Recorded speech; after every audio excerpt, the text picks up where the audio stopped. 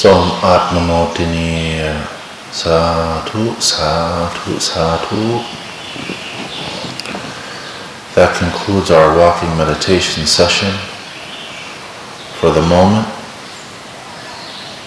may the steps that we have taken in meditation move us closer to awareness, bliss, tranquility, and nearness to the practice of the Lord Buddha, and let the peace and harmony that we have gained, let it have access to our hearts and our mind and our practice at this moment and in the future, so that we may benefit, and those that we are in contact with may also benefit from the practices that we have learned today, and so forth.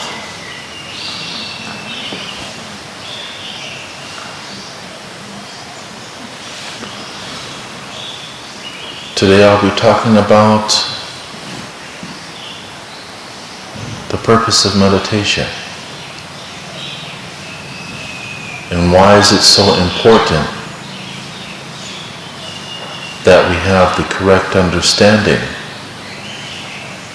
of why we meditate?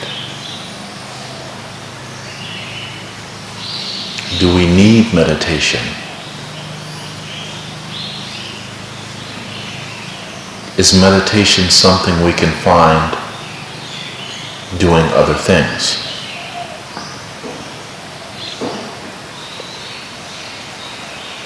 Some of us, we have the incorrect understanding of meditation, that meditation is just supposed to feel lovely and good. Meditation is there so we can feel in the clouds, and we can feel like the birds flying in the sky. That is a sense-based meditation, and for us as meditators, as a life choice, that is the incorrect understanding of how to use meditation. If you want to feel good, if you're using meditation just to feel good, why not go to an amusement park?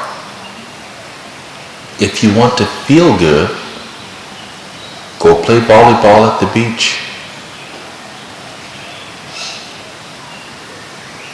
Listen to some music. Go rock climbing.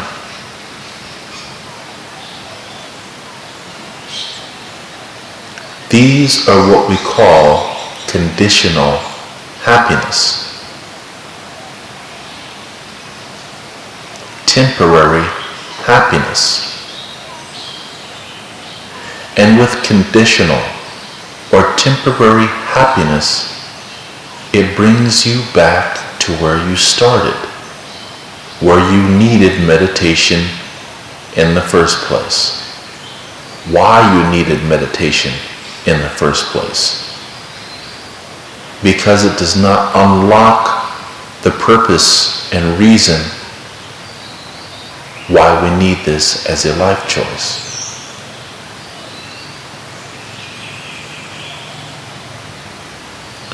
The purpose of meditation, or should I say vipassana, which the Buddha has given us, which means insight meditation, is so we can see our own mistakes that we have made within our hearts and our thoughts that need changing. In Pali language, the language of Theravada Buddhists, it is called kilesa, ภาษาไทย they say กิเลส Thai language they call it กิเลส and the equivalent of understanding what that means is like water,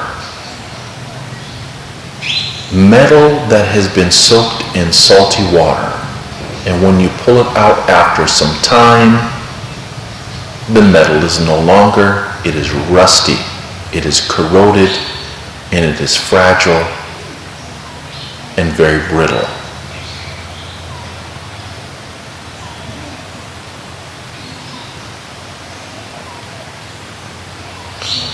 These kilesa or defilements rest upon our hearts and our thoughts.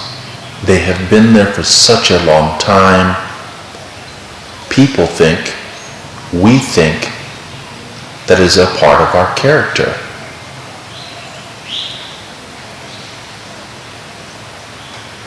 We get defensive when others tell us that the problems we have are our attitude. We say, this is the way I am. I'm not going to change for anyone. This is how I was raised. I was born this way. But that is incorrect.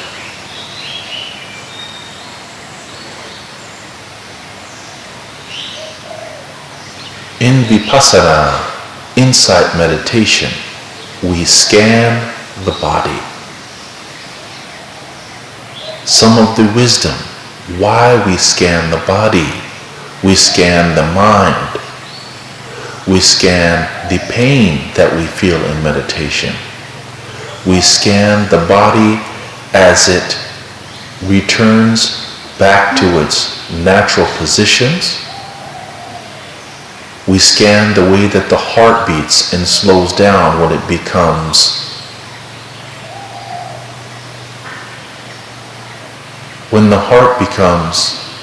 calm after so much movements.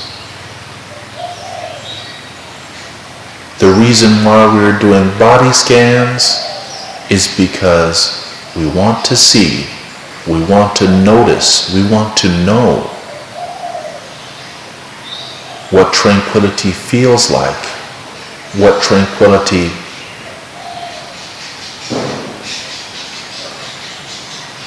the form that tranquility comes in and the stages it takes to get there, and how we can prolong that in our life.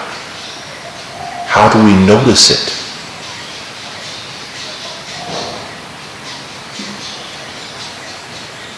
When we're angry, you notice that there's a lot of tension in your shoulders. Your hands are balled up in a fist.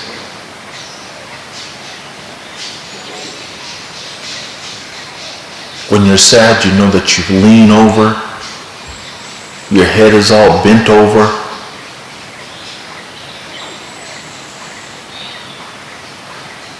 So the body scanning helps you see the things that I am involved in every day. Are they adding to the peace, tranquility, or are they adding to the suffering that we're trying to escape?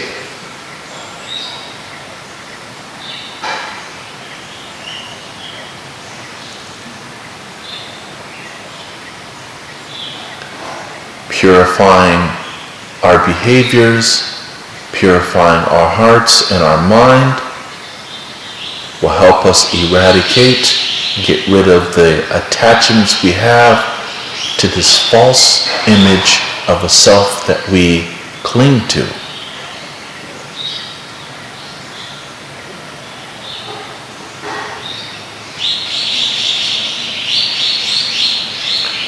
Insight meditation is a way for us to use bliss, tranquility, happiness as a guide and direction in our lives, so we know the things that we're going to get involved in, are they worth the cost of the peace that we work hard for?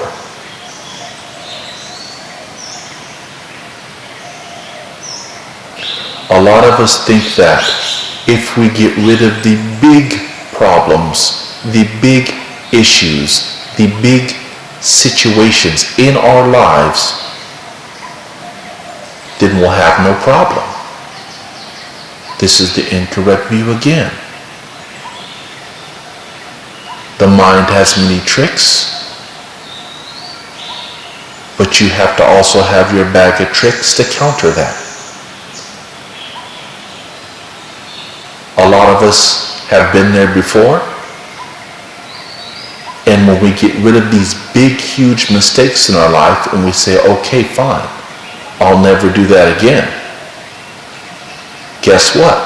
We're starting to walk straight, and then we turn back into a circle and we end up in the same spot again. We haven't built enough mindfulness or awareness to see that we've only focused on the result of a bigger issue, not the point of initiation of the problem. It is like having a burning house, but instead of putting water on the fire, you put water on the smoke. You put water on something that is hot. Not only did you not get rid of the fire, you created more smoke. If you want to get rid of the problems, the trauma, the issues, then you have to put water on the flame itself.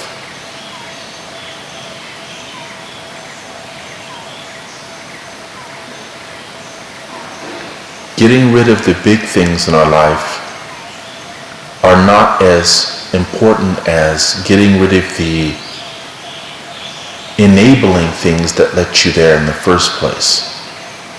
Whether it be your peers, your family, young childhood traumas, the attitudes, the support you get from toxic behaviors, peoples, and situations, they have to be removed, or the corrosion is going to spread to different parts of your body.